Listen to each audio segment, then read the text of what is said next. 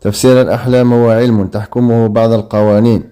إذا كان الحلم فيه أكثر من حدث واحد، يحتمل أن يكون جزء منه وقع في الماضي وبقي جزء منه سيقع. هناك أحلام يخبرك تفسيرها إذا كنت ستبلغ أهدافك بنجاح أم ستفشل في بلوغها.